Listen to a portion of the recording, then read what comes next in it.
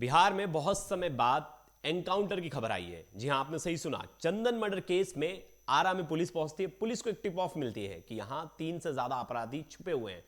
फिर अपराधियों को कहा जाता है कि सरेंडर कर दो। अपराधी बैकफायर करते हैं। इसमें पुलिस भी जवाबी कार्रवाई में गोली चलाती है, जिसमें 2 अपराधी घायल हो जाते हैं। दोनों अपराधियों की आप तस्वीर देख रहे होंगे। इनको हॉस्पिटल ले जाया जा रहा है और ये बुरी तरह घायल हैं। तो आप कह सकते हैं कि बिहार की पुलिसिंग में आपने एनकाउंटर तो ज़्यादा नहीं देखे होंगे, लेकिन ये पहला एनकाउंटर है मुझे लग रहा है इस साल का, जो कि बड़ी सुर्खियां बटोरने वाला है। जी हाँ, जैसे कि हमने देखा कि चंदन मर्डर केस कितना बड़ा बन गया, हाई प्रोफाइल बन गया, क्योंकि पटना जैसे हाई प्रोफाइल सिटी में दिन दहाड़े घुसकर हॉस्पिटल में घुस के 5 लोग एक शख्स की हत्या कर देते हैं। वो शख्स कोई नॉर्मल शख्स नहीं है। जेल से पैरोल पर आया एक कुख्यात गैंगस्टर है, बड़ा ही फेमस गैंगस्टर है, जिसके ऊपर खुद 10 से ज्यादा मुकदमे हैं। और जो दूसरा गैंग है, शेरू गैंग, जो जेल में बैठे बैठे ही पूरे हत्या की साजिश रच देता है। कल हमने खबर देखी थी कैसे जो चंदन मिश्रा के मुख्य आरोपी थे, तौसीफ और निशु, इन दोनों को पुलिस जो है वो बिहार लेकर आई और कोर्ट में प्रोड्यूस किया गया। इन सब की हेकड़ी निकाल दी थी पुलिस ने। आपने देखा होगा इनको कच्चे और बनियान में इन्हें पुलिस लेकर गई थी। तो इनकी एक तरह से पुलिस किरकिरी करा रही थी कि देखो ये जो बड़े बड़े गैंगस्टर्स बन रहे, ये पुलिस के सामने क्या है। और ये मैसेज जाना भी बहुत ज़रूरी था, क्योंकि दोनों भाइयों को बनना था बहुत बड़ा गैंगस्टर। और ये जो सुबह की जो बड़ी खबर आ रही है वो अपने आप में हैरान करने वाली, क्योंकि कल तक जो आरोपी मिल नहीं रहे थे, पुलिस को उनकी लोकेशन पता चलती और वो पुलिस पर अंधाधुंध फायरिंग कर देते। जवाब में पुलिस भी फायरिंग करती है और 2 से ज्यादा लोग इसमें जख्मी हो जाते हैं। अब ये 2 अपराधी कौन थे, अभी तक इस बाबत कोई जानकारी नहीं आई है, लेकिन कहा जा रहा है कि जो 5 शूटर थे उसमें से 2 शूटर जिनके साथ मुठभेड़ हुई है वो वही थे।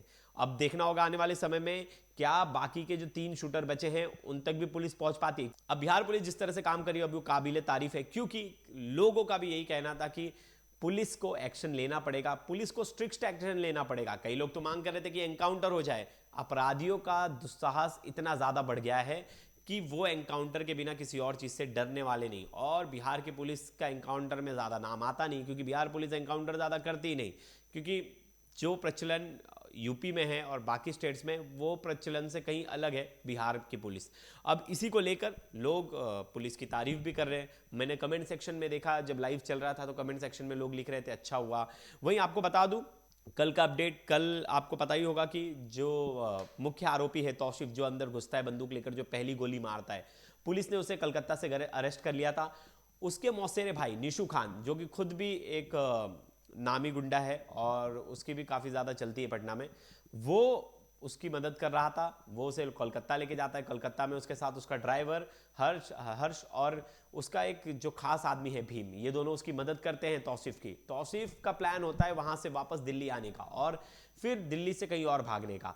इस प्लान में कहीं ना कहीं तौसीफ कहता है कि इसमें पूरी मदद जो है उसकी इसने निशु ने की थी। और निशु का कहता है, निशु ऐसा कहता है कि मैंने तौसीफ से कहा था सरेंडर कर दे, और उसने कहा भी था कि मैं मंडे तक सरेंडर कर दूंगा, लेकिन उसने सरेंडर नहीं किया।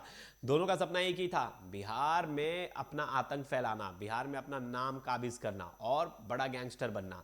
दोनों की ये चाह कहीं ना कहीं उन्हें लग रही थी कि पूरी हो गई। लेकिन पुलिस ने कल जिस तरह से इन्हें कोर्ट के सामने पेश किया, तो पुलिस ने दिखा दिया कि तुम कोई बहुत बड़े गुंडे नहीं हो, छोटे मोटे गुंडे हो और तुम्हारी हैसियत यही है। तो पुलिस ने एक तगड़ा मैसेज दिया है। और आज सुबह जो ये खबर आ रही है आरा से एनकाउंटर की, वो कहीं ना कहीं पुलिस के दमखम को साबित कर रही है, क्योंकि लॉ एंड ऑर्डर की स्थिति पटना में और बिहार में बहुत ज़्यादा खराब है। अब इसकी जिम्मेदारी लेते हुए पुलिस को ही इन सब लॉ एंड ऑर्डर को ठीक करना पड़ेगा, क्योंकि आए दिन पुलिस पर सवालिया निशान खड़े हो रहे हैं। अब आने वाले टाइम में देखना होगा कि और बाकी के जो अपराधी है वो कब अरेस्ट किए जाते हैं, कब पुलिस उन्हें पकड़ती है। तब तक के लिए धन्यवाद। और भी जो अपडेट्स होंगे मैं आप तक लेके आऊँगा।